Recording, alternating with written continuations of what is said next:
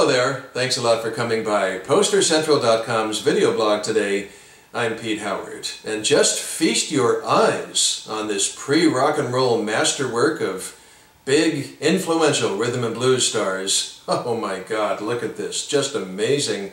Well, as it says in the pink stripe, look at that, it says, the first great show of 1954. And boy, I'll tell you, you know, these old window cards, when it gets this old, they're so hard to find. These R&B things from, you know, post-war, 1945 to 55, you know, just nothing was saved, seemingly back then. So they're really hard to discover. But when you do, as I am here, this one is really fragile, it's a bit brittle, and very toned, or faded, if you will, by, you know, either direct sunlight or tube lights. But by gosh, it is here. It is here, it exists over 60 years later, and for that we can all be very grateful. Now you do see posters like this actually chopped down and looking with brighter colors that were used in the back of antique mirrors sometimes, and things like that, you know, overprint from Globe or whatever. But, you know, to get one with, you know, the venue information up there fully intact is just really sweet. So, let's get to it. As a matter of fact, that venue information up top, as I handle it like the Mona Lisa, and it does say up there, David H. Booker presents. Bam! Right there. We know this is from the sweet music city of Kansas City, Missouri, because that's where Booker worked. Beautiful. Then you've got Show and Dance, Sunday, February 28, 1954. And yes, it's unusual for the year to be given like that, but that's all it is unusual. We don't need to read any more into it than that. And then you've got, as you can see, it does say Main Arena, Municipal Auditorium, advance admission $1.50, and at the door $1.75, and in smallest type of all between that, 9 p.m. until 1 a.m. And then below that, everything from the pink stripe down, of course, is the tour blank portion, and that's just such a beauty.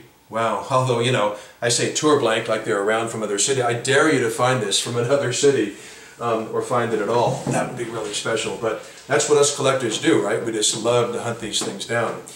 So, after that pink stripe, which I've already mentioned, there he is. Move my fingers out of the way. Look at that, the great Mr. B, Billy Eckstine. Oh my goodness, wow, with his huge floating head there.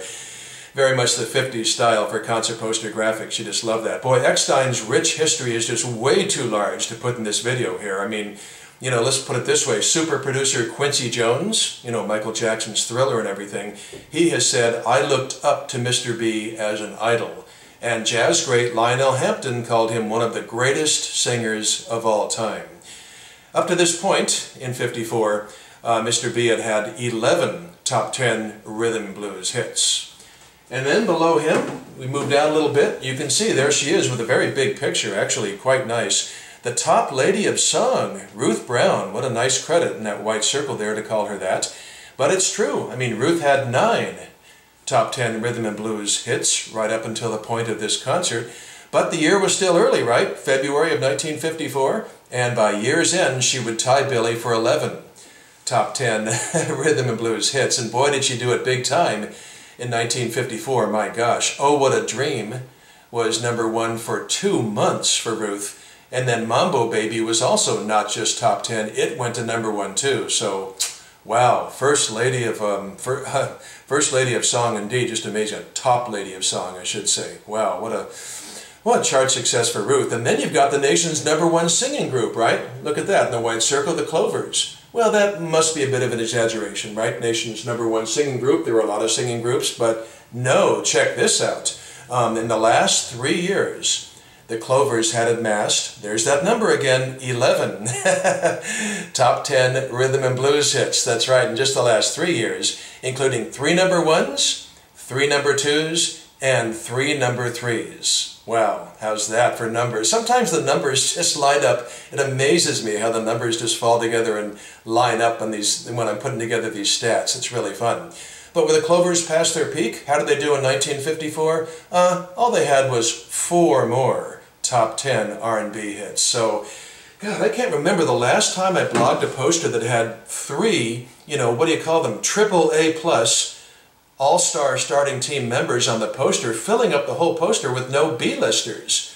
no undercard acts or anything. I mean, this thing, you know, the equivalent to a 60s rock poster, I guess, would be one with, you know, the Beatles, the Stones, and Dylan on it.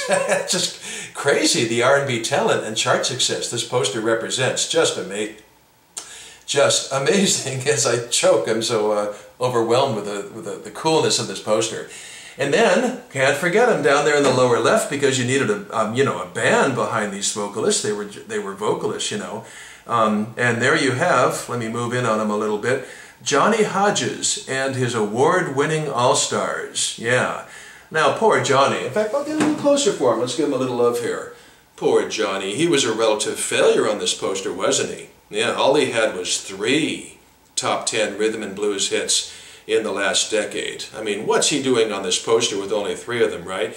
Well, of course, all he did was play in Duke Ellington's band for a quarter of a century leading up to, to this time. So, hello, can you say super golden or platinum credentials? All 4 people on this rare, beautiful, monster globe jumbo R&B window card from 1954. Boy, just gotta love it to death if you're a collector, and hunting for them is all the fun to try to find one from another city or the same city or even a blank.